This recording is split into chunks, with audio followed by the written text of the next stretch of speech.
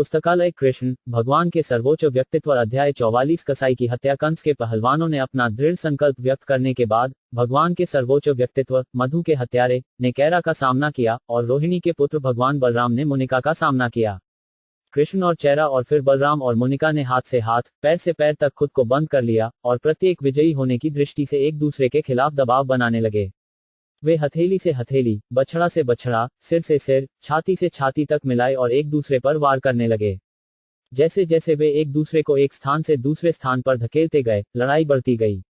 एक ने दूसरे को पकड़कर जमीन पर पटक दिया और दूसरा पीछे से दूसरे के सामने दौड़ा और उसे पकड़कर काबू करने की कोशिश की। लड़ाई कदम दर कदम बढ़ती गई। उठा रहा था, घसीट रहा था और धक्का दे रहा था और फिर पैर और हाथ एक साथ बंद हो गए। पार्टियों ने कुश्ती की सभी कलाओं का पूरी तरह से प्रदर्शन किया क्योंकि प्रत्येक ने अपने प्रतिद्वंद्वी को हराने की पूरी कोशिश की। लेकिन कुश्ती के मैदान में दर्शक बहुत ज्यादा संतुष्ट नहीं थे क्योंकि लड़ाके समान रूप से मेल नहीं खाते थे। वे कृष्ण और बलराम को चाश और मुशिका से पहले केवल लड़के मानते थे, जो सबसे मजबूत पहलवान थे, पत्थर के समान ठोस, दयालु और कृष्ण और बलराम का पक्ष लेने के कारण श्रोताओं में कई महिलाएं इस प्रकार बात करने लगी, प्रिय मित्रों, यहाँ अन्याय है। एक अन्य ने कहा, राजा के सामने भी यह कुश्ती असंगत पक्षों के बीच चल रही है। महिलाओं ने आनंद की भावना खो दी थी। वे मजबूत और कमजोर के बीच लड़ाई को प्रोत्साहित नहीं कर सके।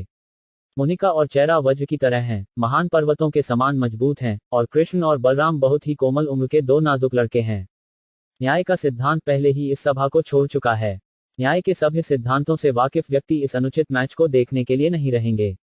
जो लोग इस कुश्ती मैच को देखने में हिस्सा ले रहे हैं, वे ज्यादा प्रबुद्ध नहीं हैं, इसलिए चाहे वे बोलें या चुप रहें, वे पापी गतिविधियों के प्रतिफल के अधीन हैं। लेकिन मेरे प्यारे दोस्तों, सभा में एक और महिला बोली, बस कृष्ण का चेहरा देखो। शत्रु का पीछा करते हुए उसके मुख पर पसीने की बूंदें हैं और उसका मुख जल की बूंदों के साथ कमल के फूल के समान प्रतीत होता है। एक अन्य महिला ने कहा, क्या आप नहीं देखते कि कैसे भगवान बलराम का चेहरा विशेष रूप से सुंदर हो गया है? उनके सफेद चेहरे पर एक लाल रंग है क्योंकि वह मुसिका के साथ एक कठिन कुश्ती मैच में लगे हुए हैं। सभा में एक अन्य महिला ने अपने मित्र को संबोधित किया, प्रिय मित्र, जरा सोचिए कि वृंदावन की भूमि कितनी भाग्यशाली है, जहां भगवान के सर्वोच्च व्यक्तित्व स्वयं मौजूद हैं, जो हमेशा फूलों की मालाओं से सजाए जाते हैं और अपने भाई भगवान बलराम के साथ गायों की देखभाल करते हैं। वह हमेशा अपने चरवाहों के साथ रहता है और वह अपनी दिव्य बांसुरी बजाता है। वृंदावन के निवासियों को लगातार कृष्ण और बलराम के चरण कमलों को देखने में सक्षम होने का सौभाग्य मिला है, जिनकी पूजा भगवान शिव और भाग्य की देवी जैसे महान देवताओं द्वारा की जाती है। हम अनुमान नहीं लगा सकते हैं कि ब्रजभूमि की युवतियों ने कितनी पवित्र गतिविधियों को अंजाम दिया ताकि वे उनके दिव्य शरीर की अद्वितीय सुंदरता को देखकर भगवान के सर्वोच्च व्यक्तित्व का आनंद ले सकें। प्रभु का सौंदर्य अतुलनीय है। रंग या शारीरिक चमक की सुंदरता में उनसे ऊंचा या उनके बराबर कोई नहीं है। कृष्ण और बलराम सभी प्रकार के ऐश्वर्य के भंडार हैं, अर्थात धन, शक्ति, सौंदर्य, प्रसिद्धि, ज्ञान और त्याग। गोपियां इतनी भाग्यशाली हैं कि वे दिन में 24 घंटे कृष्ण को देख और सोच सकती हैं, जो गायों को दूध देने या धान को भूनने या सुबह मक्खन मथने से शुरू होती हैं। अपने घरों की सफाई और अपने फर्श धोने में लगे हुए वे हमेशा कृष्ण के विचार में लीन रहते हैं। गोपियां इस बात का एक आदर्श उदाहरण देती हैं कि कैसे कोई विभिन्न प्रकार के भौतिक कार्यों को करते हुए भी कृष्ण भावनामृत को क्रियान्वित कर सकता है। लगातार कृष्ण के विचार में लीन रहने से व्यक्ति भौतिक गतिविधियों के दूषित होने से प्रभावित नहीं हो सकता है। इसलिए गोपियां पूरी तरह समाधि में हैं। समाधि रहस्यवादी शक्ति की उच्चतम पूर्णता अवस्था। भगवद गीता में यह पुष्टि की गई है कि जो लगातार कृष्ण के बारे में सोच रहा है वह सभी प्रकार के योगियों में प्रथम श्रेणी का योगी है।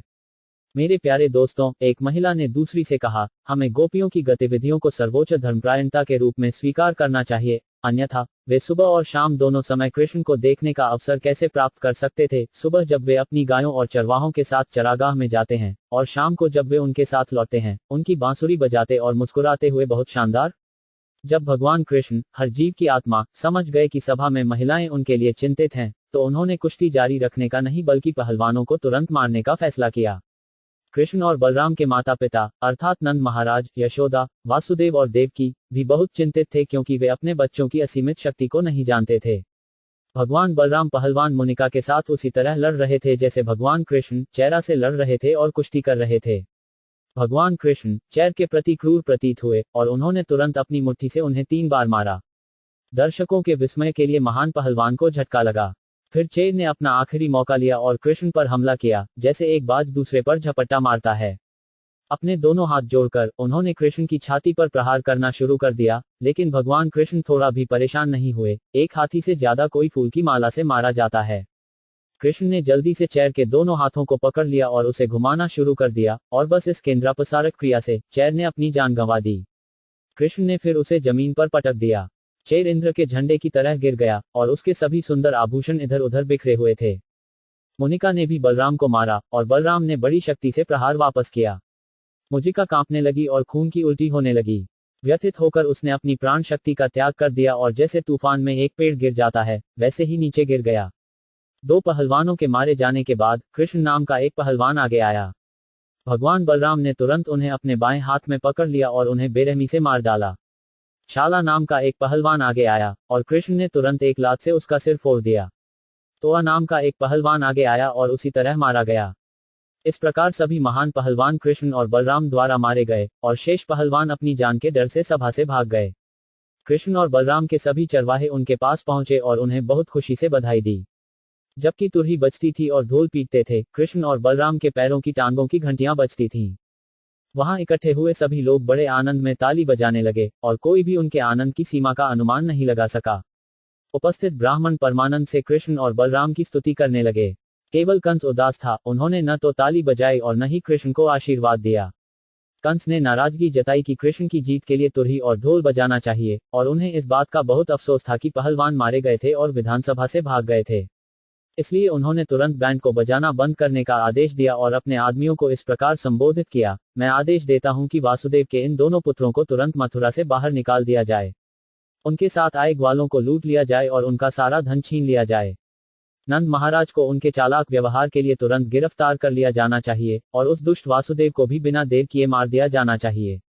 साथ ही मेरे पिता उग्रसेन, जिन्होंने हमेशा मेरी इच्छा के विरुद्ध मेरे शत्रुओं का समर्थन किया है, को भी मार दिया जाना चाहिए। जब कंस ने इस तरह से बात की, तो भगवान कृष्ण उनसे बहुत क्रोधित हो गए, और एक सेकंड के भीतर वे राजा कंस के ऊंचे मंच पर कूद गए।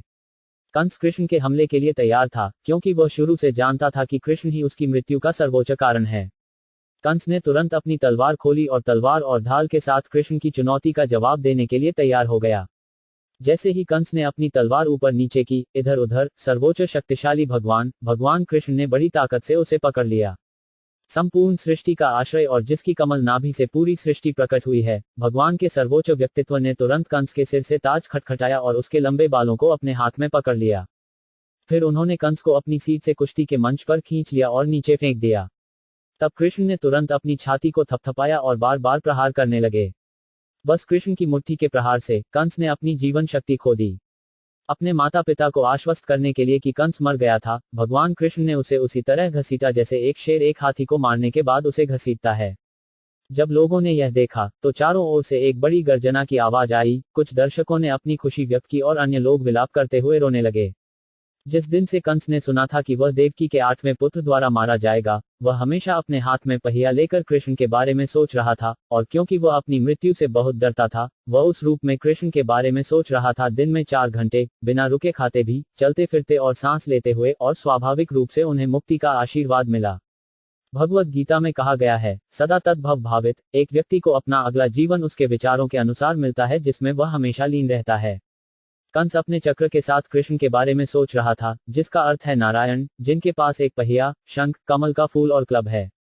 अधिकारियों की राय के अनुसार कंस ने मृत्यु के बाद सर्प्य मुक्ति प्राप्त की, अर्थात उन्होंने नारायण विष्णु के समान रूप प्राप्त किया। वैकुंठ ग्रहों पर सभी निवासियों की शारीरिक विशेषताएं नारायण के समान होती हैं। उनकी मृत्यु के बाद कंस ने मुक्ति प्राप्त की और उन्हें वैकुंठ लोक में पदोन्नत किया गया। इस उदाहरण से हम समझ सकते हैं कि जो व्यक्ति भगवान के परम व्यक्तित्व को शत्रु मानता है, उसे भी मुक्ति या वैकुंठ में स्थान मिलता है। तो शुद्ध भक्तों की क्या बात करें, जो हमेशा कृष्ण के अनुकूल विचारों में लीन रहते हैं।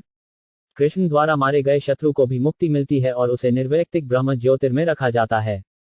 चूंकि भगवान सर्वगुण संपन्न है, इसलिए जो कोई भी उन्हें शत्रु या मित्र के रूप में सोचता है, उसे मुक्ति मिलती है। लेकिन भक्त की मुक्ति और शत्रु की मुक्ति एक नहीं है। शत्रु को सामान्यतः सायुज्य की मुक्ति मिल जाती है, और कभी कभी उसे सर्प्य मुक्ति मिल जाती है। कंस के 8 भाई थे, जिनके मुखिया कांक थे। वे सभी उससे छोटे थे, और जब उन्हें पता चला कि उनके बड़े भाई की हत्या कर दी गई है, तो वे एक साथ मिल गए और उन्हें मारने के लिए बड़े क्रोध में कृष्ण की ओर दौड़ पड़े। कंस और उसके भाई सभी कृष्ण के मामा थे, कृष्ण की माता देवकी के भाई थे। जब कृष्ण ने कंस का वध किया तो उन्होंने अपने मामा को मार डाला, जो वैदिक निषेधाज्ञा के नियमों के विरुद्ध है। यद्यपि कृष्ण सभी वैदिक आदेशों से स्वतंत्र हैं, वे केवल अपरिहार्य मामलों में ही वैदिक निषेधाज्ञा का उल्लंघन करते हैं।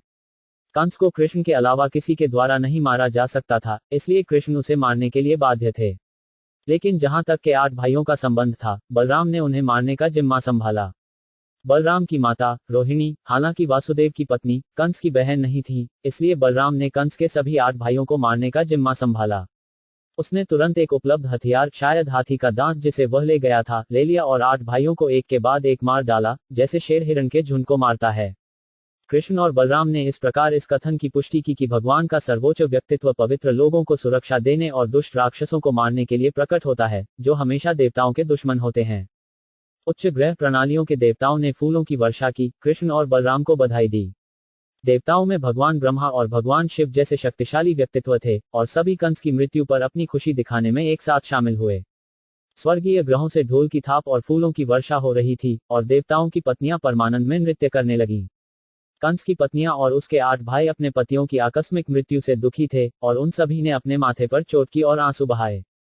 जोर जोर से रोते हुए और कुश्ती के मंच पर पड़े अपने पतियों के शरीर को गले लगाते हुए कंस की पत्नियों और उनके भाइयों ने शवों को संबोधित करते हुए विलाप किया, हमारे प्यारे पति, आप कितने दयालु हैं और अपने आश्रितों के रक्षक हैं। अब तुम्हारी मृत्यु के बाद हम भी तुम्हारे घरों और बच्चों के साथ साथ मरे हुए हैं। हम अब शुभ नहीं दिखते। आपकी मृत्यु के कारण होने वाले शुभ कार्य, जैसे धनुष की बलि, सभी खराब हो गए हैं। हमारे प्यारे पतियों, आपने उन लोगों के साथ बुरा व्यवहार किया जो निर्दोष थे, और परिणामस्वरूप आप मारे गए हैं। यह अपरिहार्य है, क्योंकि एक निर्दोष व्यक्ति को पीड़ा देने वाले व्यक्ति को प्रकृति के नियमों द्वारा दंडित किया जाना चाहिए। हम जानते हैं कि भगवान कृष्ण भगवान के सर्वोच्च व्यक्तित्व हैं। वह सर्वोच्च गुरु और हर चीज का सर्वोच्च भोक्ता है, इसलिए जो उसके अधिकार की उपेक्षा करता है, वह कभी भी सुखी नहीं हो सकता, और अंत में, जैसा आपके पास है, वह मृत्यु को प्राप्त करता है। चूंकि कृष्ण अपनी मौसी के प्रति दयालु और स्नेही थे, उन्होंने जहां तक संभव हो उन्हें सांत्वना दी। मृत्यु के बाद किए जाने वाले कर्मकांडों का आयोजन कृष्ण की व्यक्तिगत देखरेख में किया गया, क्योंकि वे सभी मृत राजकुमारों के भतीजे थे। इस व्यवसाय को समाप्त करने के बाद कृष्ण और बलराम ने तुरंत अपने पिता और माता, वासुदेव और देवकी को रिहा कर दिया, जिन्हें कंस ने कैद कर लिया था। कृष्ण और बलराम अपने माता पिता के चरणों में गिरे और उन्हें प्रार्थना की। वसुदेव और देवकी को कंस से इतनी परेशानी हुई थी क्योंकि कृष्ण उनके पुत्र थे। देवकी और वासुदेव भगवान के सर्वोच्च व्यक्तित्व के रूप में कृष्ण की उच्च स्थिति के बारे में पूरी तरह से जागरूक थे, इसलिए हालांकि कृष्ण ने उनके पैर छुए और उन्हें प्रणाम और प्रार्थना की, उन्होंने उन्हें गले नहीं लगाया, लेकिन केवल भगवान के परम व्यक्तित्व को सुनने के लिए खड़े हो गए। यद्यपि कृष्ण उनके पुत्र के रूप में पैदा हुए थे, वासुदेव और देवकी हमेशा उनकी स्थिति के प्रति सचेत थे। इस प्रकार कृष्ण के 44वें अध्याय, कंस की हत्या का भक्ति वेदांत का तात्पर्य समाप्त होता है।